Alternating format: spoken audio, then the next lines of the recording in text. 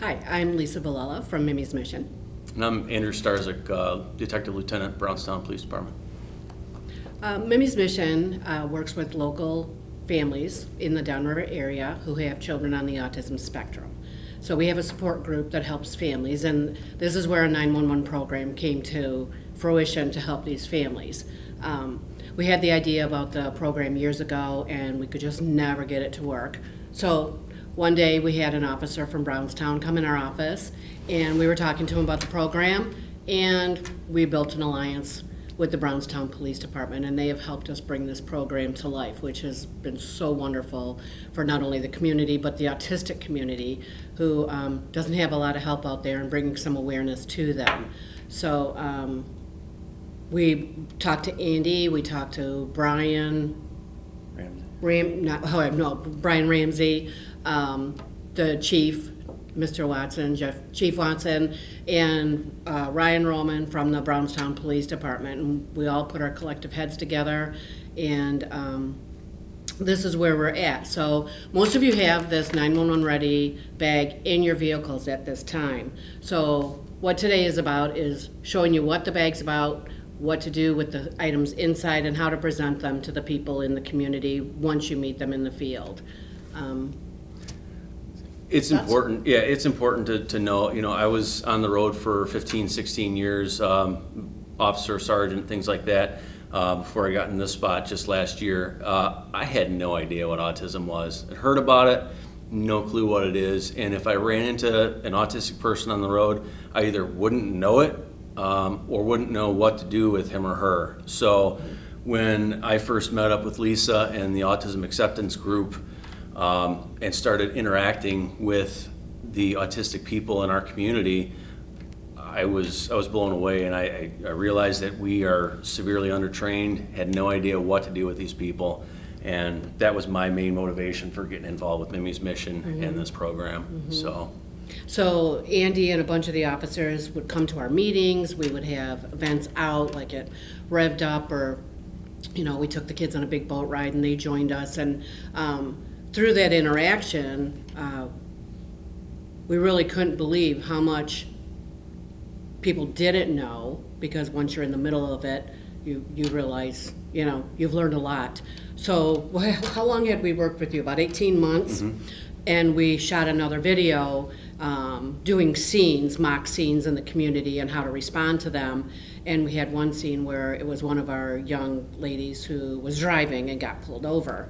And I'll never forget that these guys looked at me and they went, "They drive?" Remember? And we had worked together for 18 months. So it's not a dig that you don't know, it's just the spectrum is so broad. There's so much to know. Yeah, when I go to the meetings, I don't know there's some that are kind of clearly autistic, or at least have some communicating issues, but there's some that I'm like, are you autistic, or are you the brother of someone that is? I really have no idea. Right. Which is kind of cool too. Right. The whole idea that I learned is to just treat them all the same, which is how we should be doing it with everyone that we encounter, right? And that it's okay to ask, right? Sure. Especially on a traffic stop. If we have these decals that go on the vehicles. There's an autistic occupant in the vehicle. Well, if you see this on the back window, it's okay to ask if it's the driver, right? Because the driver may be fine until you hear the sirens, until there's lights, until you're walking up to the window.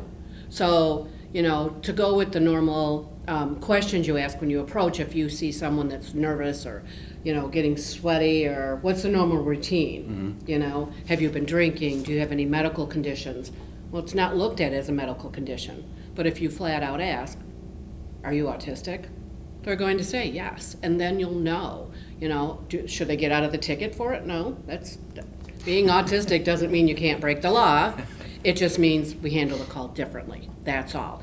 Being aware is 99% of this. So if we get back to our meetings, we just want to extend. Our meetings are the first and third Monday of every month. We meet over in Flat Rock right now by the library.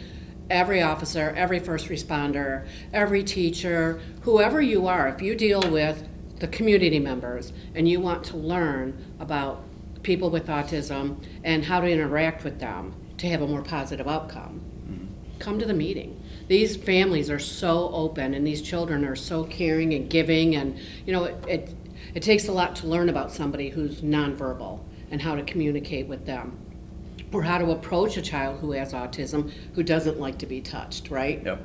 And like you said, there's zero look to autism. It's all over the board. So I remember we had an officer that came to a meeting, and he met one of our young men, and he looked at me and said, "Who's his brother or sister?" Remember that? And I said, "He's an only child." And he was like, "Oh my gosh, he's the one with autism." So be open, think about it. If you want to come, we'll give you our numbers at the end. You can contact us, and feel free to call and set it up. We're happy to have you out. We're happy to help you. We're happy to help educate you, and happy to help you help the people in your community, because that's really what all of this is about. So, ready? Yeah. for Okay. sure. So these are our new 911 ready bags. These are in all the police and fire vehicles. Well, we're trying to get them in Almost all. all. Almost all in the downriver area. There's a We couple have holdouts. expanded to some outside areas. We're working on Monroe right now. We're working on Dearborn.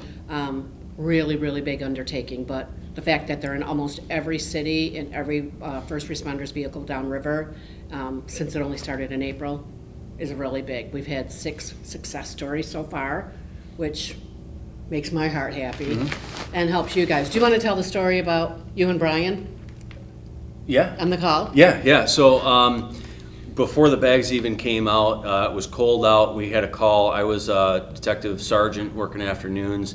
I hear on the radio there's a autistic runaway in one of our trailer parks in the area. Officer Ramsey was working.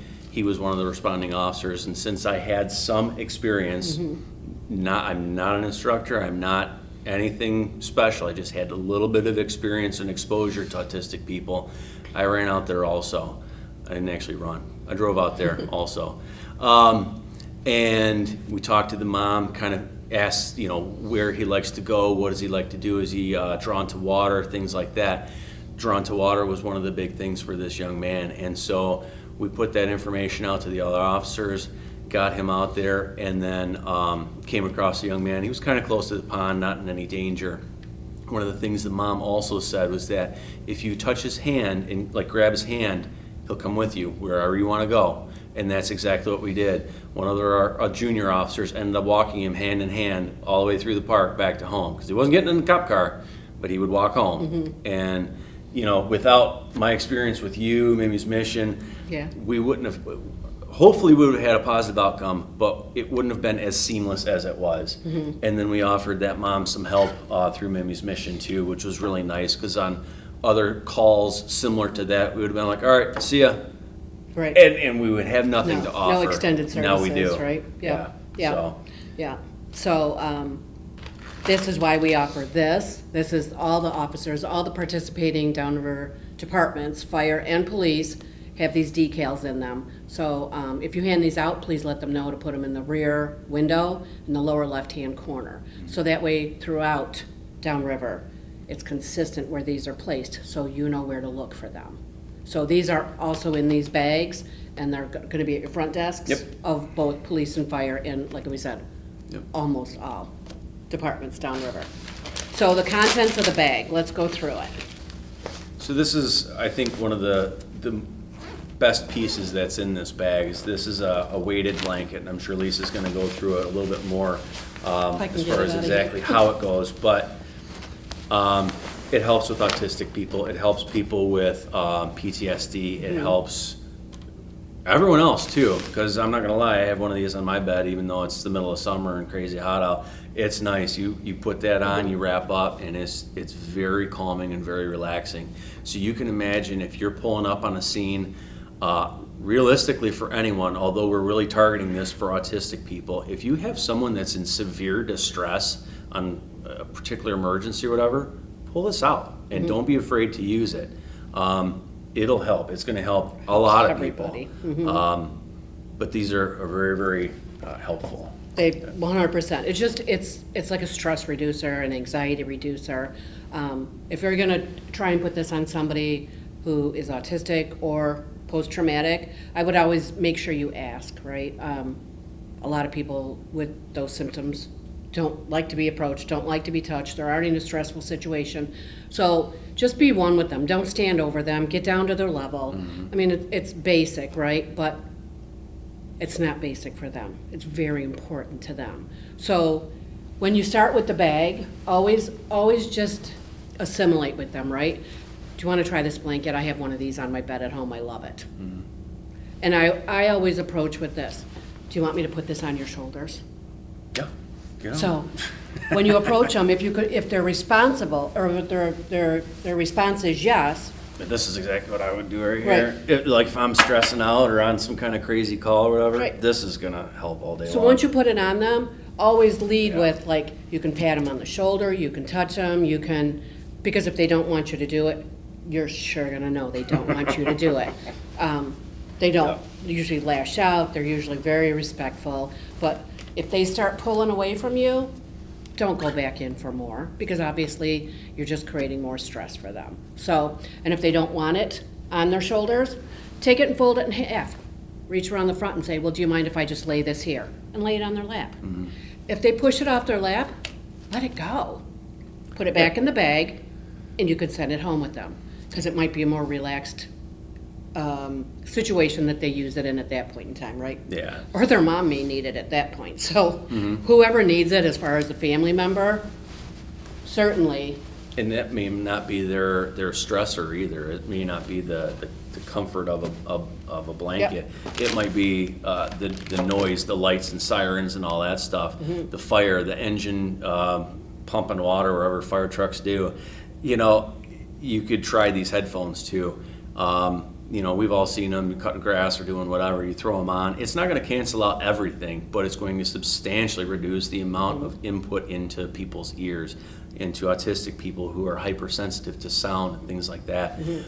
You put them on, and then boom, most people will automatically just totally calm down. And Right, then it goes from 120 Yeah. to 50 or 20, right? It just calms down the situation. Yep. And when they have them on, you don't have to yell. Just talk normal. They can still hear you, but it takes away the traffic noise in the back, or the planes going overhead, or the sound of an engine, right? Yeah. So they're really a great stress reducer. And I would implore all of you to open the bag. Open the bag and go through. Take out the weighted blanket, put it on your shoulders. I want you to know how it feels, so when you talk to them, you can actually tell them truthfully, you know how it feels. Same with the weighted or the headphones. I have every single person I know try these on, and I get the same look every single time. They're like, wow, it's really quiet. They're like, wow, that's really nice. So try it on. So when you ask them if they want you, do you want them to put it on, tell them, I use these. I know what this feels like. It helps me calm down. So they feel like you're one with them, right? That's a huge thing. So these are some little things that we put in here. Stress reducers, fidgets, helps anxiety. Yeah. So this is called a monkey noodle. I have no idea why, but that's what they call it. So it's just a stretchy band, right? So this is one of the first success stories that we have with the program, was the monkey noodle. I'm glad to say that, but it's odd to say that. So It worked. the blanket That's all didn't that go. mattered. Yeah. The headphones didn't go. This child wanted nothing to do with any of it. The officer brought the monkey noodle out. He had no idea what it did. He said, I don't, right?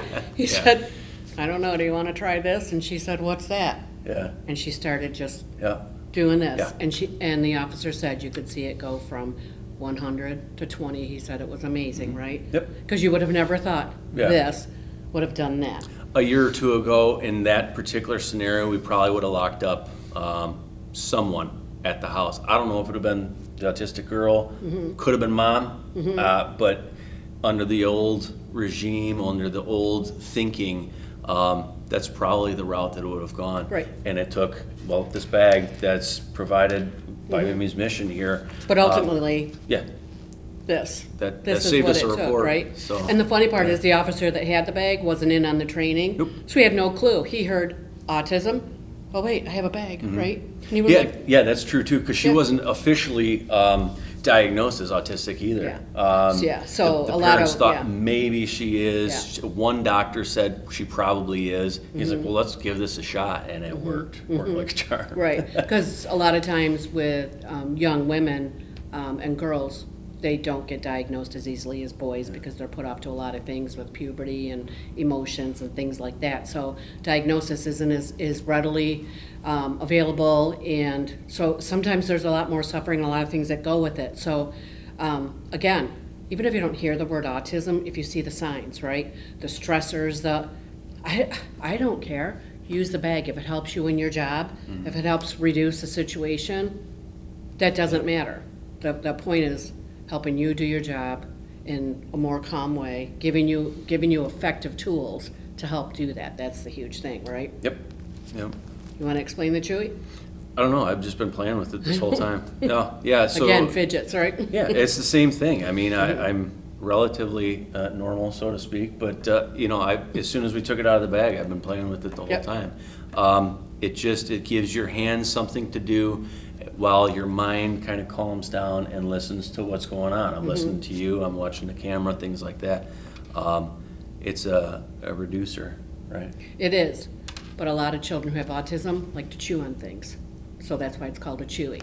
It's got a breakaway in the back for the necklace. So it's okay if you ask them if you want to put this around their neck. This is okay because it does do the breakaway.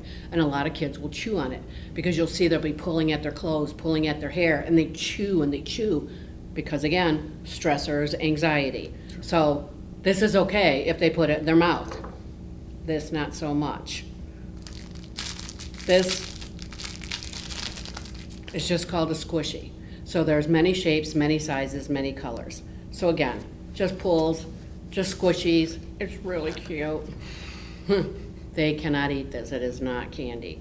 Have they eaten it? Maybe. But some kids eat a lot of different things. Will it hurt them? No, it won't hurt them. But just age appropriateness, I guess, goes with it, right? Common sense when it comes to this. Yeah, don't give it to a 1-year-old. No. Your 1-year-old could probably have this because they don't have teeth, right?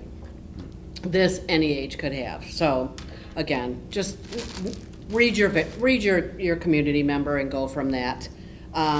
Every bag we provide a snack. So Danny? we have different snacks in different bags, whatever's available at the time. Some are just pretzels, some are this. Mind your expiration dates, and don't be afraid to switch it up. I don't care if it's popcorn, I don't care if it's pretzels. If somebody's going to have an allergic reaction, of course ask them, do you have any allergies? Ask a parent. People who have allergies know they have allergies.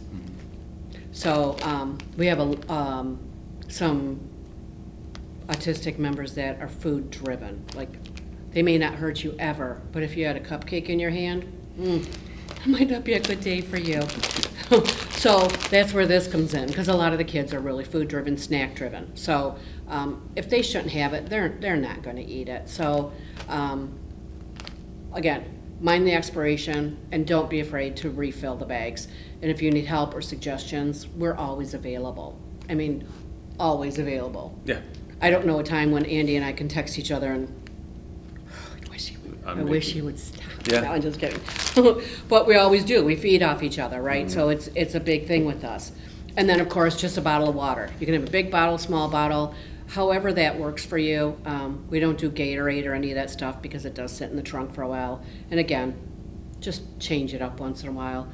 The big thing with the program is what? Making sure they're in the car, making sure that when you're done with the call, you give the whole bag. We don't want piecemeal bags. We don't want you giving a headphone when you could have sent the whole package home with them, right? Yeah. And accountability. Make sure you're putting into records what happened and letting someone know if you've had a success story. Because the more successful this is, the more it's going to help people, the more the program's going to grow, and with that, the more people it will help. So inside the bag, we will have this decal, so you can offer that to every family. If they would like more decals for the moms, the dads, the grandmas, whatever car these people may potentially be in, have them contact Mimi's Mission. We're happy to give them out. Have them come to the police station. almost everyone Yeah. has one. Yeah, we have them at the lobby here, so, Mm-hmm. yeah, just come on in, Brownstown, and ring the buzzer. We'll give you as many as you need, As really. many as you need, we don't have a limit on it, right? But always place it in the rear window, lower left-hand corner, so we have consistency. Yeah, and that was kind of thought of real briefly for most traffic stops. Generally, you approach on the driver's side, and even if you are going to approach from the passenger side, as you're getting out of your police car, you're going to notice this bright yellow sticker. In the event of a crash, you're still more likely, I mean, if you threw this on the bumper and that bumper gets ripped off, we're not going to see that on the crash, right? So it's good to have that on the back glass or back hatch, whatever kind of car you have. Right, so when you hand it out, please make sure you're asking them to place it in that. So, and it's the best for them, right? Because if you don't see it, why bother with the decal then? So, in every bag, we have our autism acceptance group business card so that they can get a hold of us. It is a support group that we have for downriver families only right now. Our group, when we get together and we do outings, we can go up to numbers of 100 people.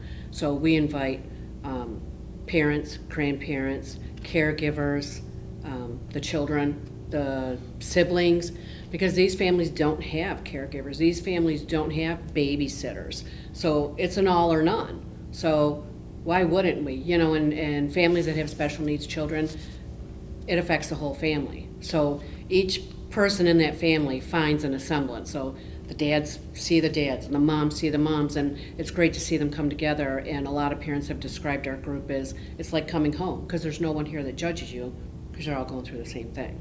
So it's really a big thing. And then when we go out in public and do events in public, it's great because normally they're alone, and that's when the pointing and the staring and the whispering come. Well, when you're in groups of 100, you care less. And you win by number. Right, but then they can go places, and then they get to do new things and try new things, and then they can go back and do it by themselves because they've already been there with people. So the other side of the business card is our 911READY program, which will be coming out pretty soon. September-ish, Yeah. give or Ish. take. We have a big I don't know ish. what year, but We're trying. So it's a reporting program is what it is. So do you want to talk about Danny? yeah. So I'm 6'2", 220-ish, give or take. Danny towers over me. He's 19, 20 years old. 19. Probably about 6'4", 300 pounds, give or take, and he is extremely. He is closer to 450. Is he really? Yeah, he's- Jesus. Well, He's I a was big trying to be bear. nice. I know. He's quite intimidating. But mentally, to he's anybody. 2 years old. Yeah, so he's nonverbal, Yeah. and just stands there with like a glare at you. And so if you watch the 911READY video, you'll see our interaction, me, Danny, and Officer Gruber. Mm-hmm. But I've dealt with Danny quite a bit, and it's still a little bit intimidating dealing with him. But Mm-hmm. in the video, it was staged, but it was still very real. But it was staged for us. Danny had No, no he didn't idea know. why he was there. And so I'm like, hey, do you want to try these chips, or there was straws or whatever? And he just opens a bag and the straws go everywhere, and he's just totally calms down, sits, he pulls my hand down, and I'm like, all right, I guess I'm sitting down now. And just goes to town, and he's totally normal. And then, you know, his mom comes up and you know, thanks us for finding him and so forth. But, you know, Danny probably wouldn't be affected by the headphones or by the blanket or anything like that. He doesn't know that stuff. No, So it's food driven, important. Yeah, right. for sure. Right, So. yeah, yeah. But in the same instance, he's 19, he looks like he's 19, right? He's nonverbal, mentally he's 2. So as a first responder, if you came across him any other time, you'd have no clue. You'd be asking him questions, Yeah. right? He wouldn't be responding, so you'd be like, what's wrong? Why aren't you answering my questions? Do you have ID? And he doesn't know what ID means. So with this program, his mom can go into our website, sign Danny up and say, I'm so-and-so, I'm Danny's mom. This is what Danny is. Danny is 19, but mentally he's 2. He's 6'4", he's 400 plus pounds, and he's nonverbal. So if there's ever a 911 call to that residence, in every mobile unit, dispatch can send a picture over, because there'll be uploaded pictures, updated pictures in that program. And before going to that residence, every officer and every first responder will know Danny's there, this is what he looks like, he's not gonna respond to you, he doesn't speak. So it changes the whole perception of the call, right? Yeah. Before you get there. And we're not trying to add a ton of information to you while you're going to the call. It's going to be a very brief synopsis. It's going to have the 911 ready alert. It'll pop up as a message, both in dispatch and in your mobile. It'll say, alert, you click on it. It won't go away until you click on it. And then you'll get a brief description, just that. And you don't need to know Danny's entire medical history. You just need to know that he's super huge and motivated by food, and he lives at whatever address. And he's All right. nonverbal. Got it, yeah. So he's not gonna Yeah. respond. So it just, like, again, it changes the perception of the whole call. Yeah. Once you get there. So you're not intimidated by Danny when you see him, because you've already seen him, right? And you know about him. Yeah, for sure. Well, 'Cause- you might still be intimidated, but in a different, Yeah, I mean, it'll be a different call. because depending on what the type of call is, if it's a mom's down or whatever, it's a medical call, and you go over there, you're going expecting to deal with mom, and you see this big huge guy who's not responding to you. You're like, well, did he knock her out? Is this a domestic? What happened? Why is he not answering my calls? Why is he not following my orders? Whatever. And now you've turned in a totally normal situation for Danny and mom into now you might go hands-on with them, and now you're arresting them. It's not wrong, because you're acting on what the information you have. Right. Without the 911 ready. But that's why we're trying to avoid instances like that. Right. Trying to give you as much information as possible, but not inundate you so that you're not overwhelmed on the way to the call. Right, because I guess the big thing is, right, we know no one wants to hurt a person with special needs. But if you don't know that, it changes it, You right? might. And sometimes you have to do what you have to do. Your safety is no less important than anyone else's.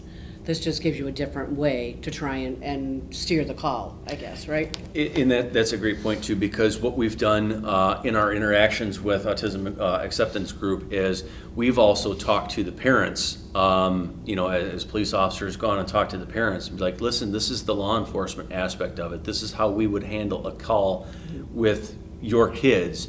And they are more understanding and more accepting of what we may or may not have to do too. So it's helped us out tremendously. It's helped out the parents. It's helped out the kids. It's really a no-win. Another thing I wanted to briefly mention is that the police departments are not making any money on this program. I know that you're a nonprofit as well. Chief Watson has allowed me to do all this on my work time because it is supporting the mission of the department and supporting the residents. I don't make a penny on this. No, you don't. And I think it's just important to put that out there as well. So if you know anybody that wants to help sponsor the bags, because the bags do cost about $40 each, and that's what we're putting them out there for. Some departments have paid for it on their own. Most we get sponsors from the community members.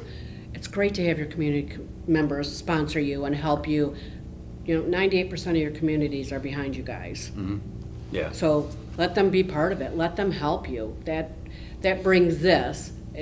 Not against the blue. Everybody's for the blue. Yeah. So the more you let them help you, the better everybody is, right? Yeah. Yeah. And then out of the program, do you want to tell them what you guys are doing now as a department? Yeah. So as Lisa and I were talking, we realized that this helps autistic people, PTSD, people in Right. stressful situations. We got to talking and talked to the chief. What if we offered this to people in the jail too? So we do have the weighted blanket for the jail too. It's the same idea. Being incarcerated is still a high-stress situation. Yeah. Right? So- But the problem is this, mental health facilities are closed down. So how have the streets elevated and your calls for mental health? Yeah, it's increased. So That's a good word. something to take into consideration if you are planning on using these. This one's not been used. We got another one in the jail right now. Be judicious in the people that you give it to. I mean, don't give it to the drunk that's just acting like a drunk person. You can tell. I mean, you've hopefully been around long enough. You've dealt with enough people, or your supervisor has, that you know who should and shouldn't or could benefit from something like this. I mean, I've seen several times throughout my career, people that are legitimately stressed out, and they'd be fine if you just give them a little bit of attention and perhaps something to help them calm down. In the past, we use magazines, and that helps a little bit. But for a non-combative, non-violent person that's just having a really bad day, Yep. these things are going to really help us. Again, be judicious, verify it with your chief or administrators. Chief Watson's on board, and we're hoping to get that information out to the other departments too. I think it's going to be very helpful. We have not had a deployment yet, but I think it's coming. So, No, full moon. yeah. Right, yeah.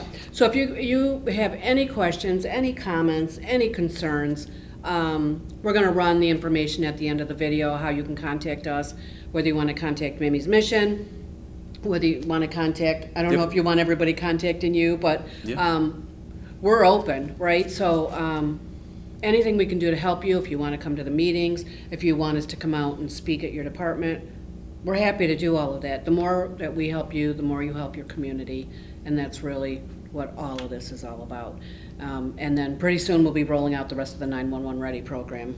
I'm so excited about that. Yeah. Yeah, it's going to be huge. No, I appreciate it. It's been a great journey. It's been almost 2 years now. We've done so much, and we're hoping that it spreads out to the rest of the departments, police and fire. And I did give the fire guys a little jab earlier, but we know we love you. It's what you guys do. Yeah, we have to. I'm done getting in the middle of all y'all. But we like both on board, we like both working together, so I know in Brownstown, a lot of the other departments, everybody's working together, it's the common good, right? Yeah, So, I mean, for sure. that's what you're here for, so again, anything we can do for you, we're happy to do it. Yeah, cool. Thanks.